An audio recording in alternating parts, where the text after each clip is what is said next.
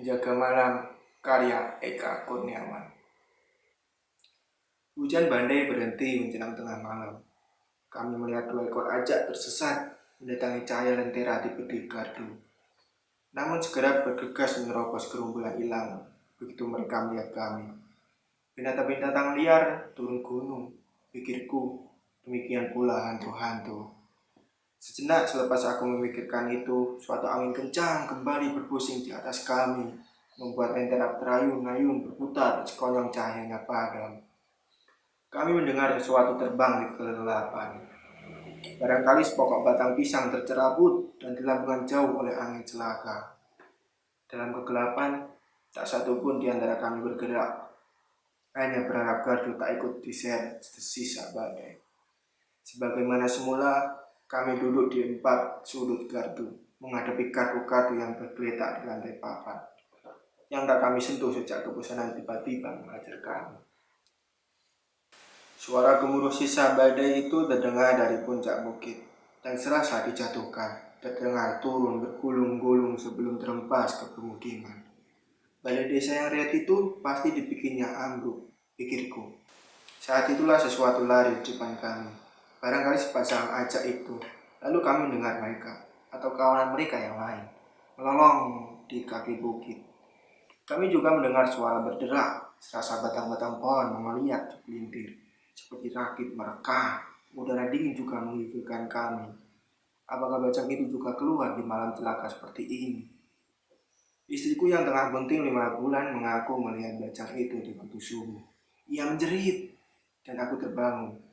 Sejak itu ia tak pernah mau keluar rumah di malam hari seorang diri. Ia terbiasa bangun menjelang subuh untuk mengambil kayu bakar di bekas lumbung, lalu mengambil air di air pancuran. Sepanjang subuh istriku sibuk sendiri di belakang rumah. Sementara air dicerang di atas tungku, ia mencuci piring dan pakaian di pancuran. Sejak ia melihat bajang itu, ia tak melakukannya lagi kecuali aku menemaninya. Dan subuh ini aku tak akan bertemunya. Pikirku serupa suatu ramalan yang aneh. Bajang itu mungkin telah masuk ke rumah. Kesenyapan sekonyong datang begitu angin berhenti. Gelap, pekat membuatku seraya dikubur hidup-hidup. Dan aku bertanya-tanya kemana suara binatang-binatang malam. Aku berharap ajak itu muncul lagi. Paling tidak untuk meyakinkanku sesuatu masih hidup di sekitar gardu. Tapi tak ada ajak setelah menit-menit berlalu. Bukan kebiasaannya mereka tersesat hingga ke kampung. Babi dan monyet sering melakukannya, tapi tidak ajak. Seekor burung hantu mengeram, demikian suaranya kudengar, namun segera senyap. Dunia kembali sunyi, gelap seperti mayat. Kugerakkan jemariku, memastikan diriku masih hidup. Lalu aku merasa mendengar kesunyian. Betapapun anehnya ungkapan itu bagiku, tapi benar aku mendengarnya. Suatu bunyi yang kosong, yang berbeda dengan apapun.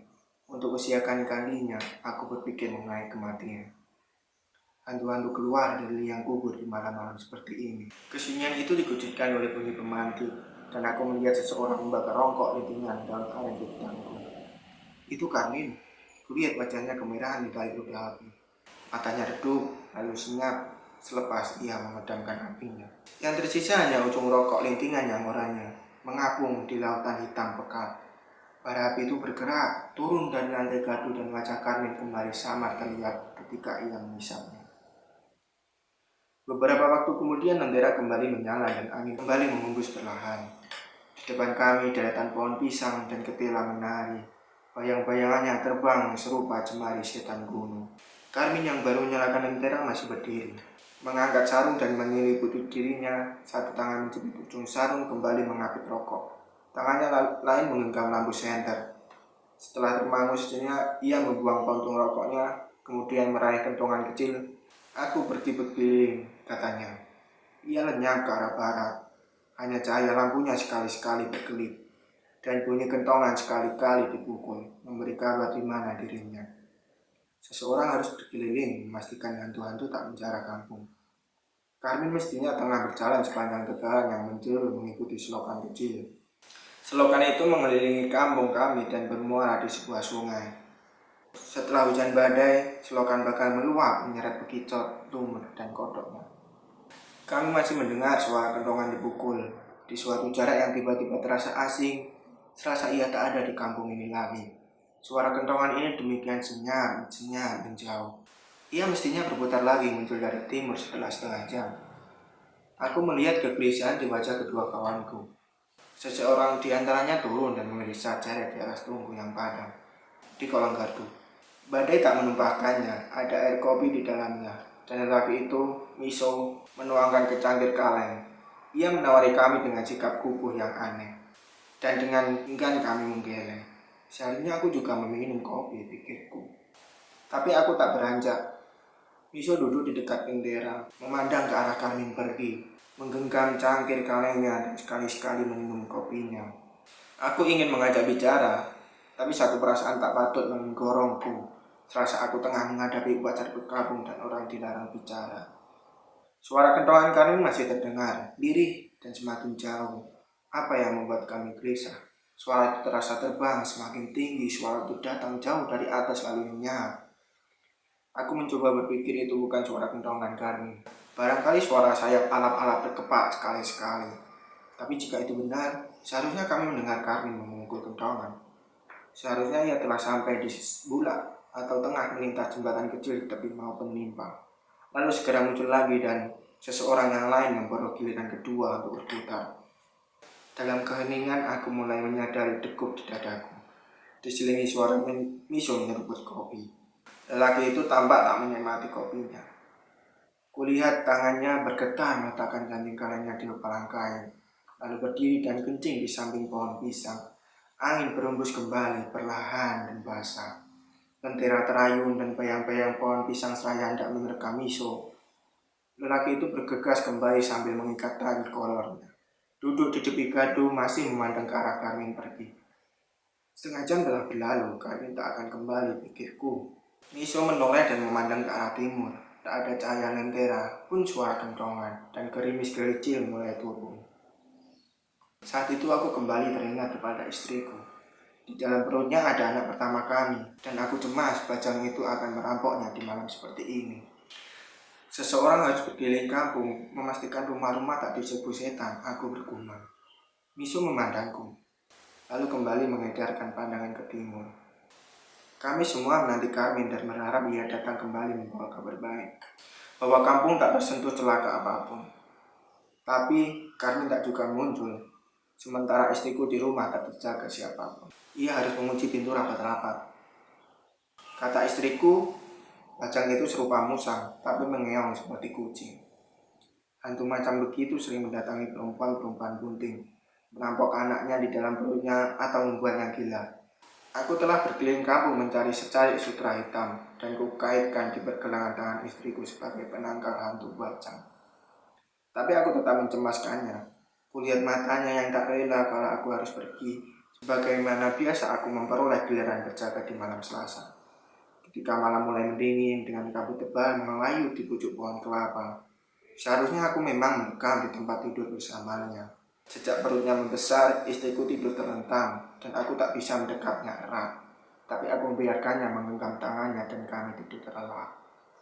Kunci semua pintu, kataku kepadanya. Telah kuperiksa pula jendela-jendela. Tapi jika aku kunci rapat, bagaimana kau akan masuk? Aku tak menjawab. Seolah tahu aku tak bakal kembali.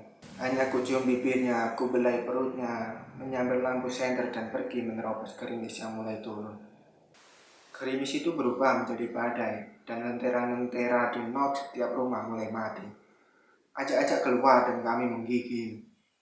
Kini gerimis itu datang lagi. Aku berharap ini hanya sisa, dan tak akan berubah menjadi badai celaka yang lainnya. Miso mengambil kentongan kecil dari kolam dan memukulnya 3 kali. Ia berharap Karmin akan membalasnya, tapi tak ada balasan. Kulihat si bocah kecil yang masih termangu di sudutnya menjadi pasi, dan bibirnya menggigil. Ia jaga malamnya pertama, menggantikan ayahnya yang terbaring sejak dipatuk ular tempo hari. Sejak tadi ia tak bicara, Miso juga memandangnya, lalu kembali memukul kentongan 3 kali, dan masih tak beroleh balasan. Baiklah, aku akan menyusulnya, kata Miso. Ia mengambil capeknya untuk melindungi diri dari gerimis. Aku ingin mencegahnya sebab pikirku, Jika ia pergi, barangkali juga lenyap tak kembali. Tapi mulutku terkatup rapat, malahan menggigil pula dan sekonyong rasa kantuk menyergap mataku. Pergilah dan aku selalu mengenangmu. Misu menyalakan senternya mulai berjalan menerobos tirai gerimis menuju timur. Masih berharap berpapasan dengan Karmin. Sekali-sekali memukul kentongan dan di suatu jarak cahaya lampunya menjadi lenyap. Dan bunyi kentongan tak lagi terdengar. Bocah itu, Hamid, memandangku dengan tatapan bertanya. Aku begitu lelah dan mengantuk, tak memedulikannya, dan bersandar ke dinding gardu dan mencoba melepas benang. Namun, tiba-tiba aku bangun dan turun tanpa alas kaki menjejak ke tanah. Kemana? Tanya si bocah Hamid dengan suara nyaris tak berbunyi. Aku hanya ingin kencing. Aku berlari kecil dan berlindung di balik daun pisang dari curah gerimis. Angin lembut datang lagi. Daun-daun pisang yang kering menjuntai menari. Lampu lentera mati lagi dan kami tergolong kembali dalam kegelapan. Tergopoh aku langsung mengikat tali kolor dan aku tak memegang lampu. Maka aku berjalan meraba-raba. Si bocah menyalakan lampunya menerangi jalanku. Di batu cahaya lampu dari si bocah Hamid, aku memeriksa lentera. Angin kecil tadi pasti melumat apinya, pikirku. Ternyata aku keliru. Cahaya lentera mati dengan sendirinya. Sebab lampu minyaknya telah kerontang. Tak ada yang bisa dilakukan. Aku duduk di tempat tadi Miso duduk. Dan tak lama kemudian ku dengar si bocah mengisut lalu duduk di sampingku. Cahaya lampunya menerangi ke jalan ke timur lenggang dan becek. Sebelum ia mematikan lampunya. Tenggelam dalam kegelapan yang terdengar kemudian hanya dengan dengus napas kami. Angin telah berhenti pula dan semula yang ada di sekeliling kami membatu. Ku coba menajamkan pandanganku ke arah kampung. Aku berharap ada lampu mulai menyala, tapi tak ada. Mereka semua tidur dan tak akan pernah bangun lagi, pikirku. Aku tambah menggigil dan ku dengar si bocah Hamid bergemelatuk pula. Telah lewat 1 jam dari tengah malam, bahkan ayam-ayam tak berkokok dan air di selokan tak terdengar mengalir. Aku hanya mendengar suara kesunyian seperti tadi dan dengus napas. Kemudian ku dengar suara lain. Ku raih lampuku cepat dan kusorotkan ke gerumbulan pohon pisang. Seekor ajak. Ia memandang kami, lalu melongos dan pergi dengan ekor bergoyang ke arah bukit. Kusorotkan lampu ke arah kampung. Cahayanya menimpa lorong-lorong yang sempit. Dinding-dinding yang kelabu, tak satu pun bergerak. Air menggenang di sana sini. Sebuah kisah ayam mengapung di sebuah genangan. Dan sehelai kain kuyup menggantung di tiang jemuran. Semuanya serupa gambar yang belum jadi, dan sekonyong aku merasa asing dengan pemandangan tersebut. Di mana rumahku? Melewati lorong itu dan belok ke kiri, di sana istriku sedang berbaring di balik selimut. Barangkali bocah itu telah menggerogoti dinding dan masuk. Kumatikan lampu, baterainya telah lemah. Terlihat dari warna cahaya yang mulai pucat kemerahan. Hamid turun dan mengambil kentongan lainnya, memukulnya, tidak 3 kali, namun berkali-kali. Lalu dia mendengarkannya dan kami tak mendengar balasan apapun. Aku akan mencari Karmin dan Miso, katanya. Tidak, aku saja, kataku. Aku tak ingin digarui seorang diri, katanya lagi. Mari pergi berdua, aku mengajak. Tidak, seorang harus menunggu di gardu. Baiklah, aku menunggu di sini. Kembalilah dan beri aku kabar dengan kentonganmu. Pukul terus sehingga aku tahu bagaimana. Si bocah Hamid menyalakan lampunya dan kulihat ia mengangguk. Semula ia ragu apakah hendak ke barat atau ke timur. Namun kemudian ia memilih arah kemana kami menghilang. Kulihat lampunya kembali menerangi setapak. Kadang lenyap terhadang bayangan pohon mahoni. Dan ku dengar kentongan dipukul berirama tak putus-putus. Namun di suatu jarak cahaya itu pun lenyap dan demikian pula bunyi kentongannya. Ia pun menghilang dan tak akan kembali, lenyap di dalam gelap. Kurasakan wajahku berubah pasi dan bintik-bintik keringat muncul di kujur tubuhku. Di tengah selimut hawa dingin ini kini aku sendiri dan giliran bakal tiba. Aku masih berharap si bocah Hamid memukul kentongan. Namun bersama berlalunya waktu harapanku sia-sia. Aku memukul kentongan yang tergantung di ujung gardu keras-keras, berulang-ulang menciptakan keributan tanpa ampun. Itu cukup membangunkan seluruh isi desa beserta hantu-hantu kuburnya. Tapi tak ada cahaya yang menyala dan tak ada yang terbangun.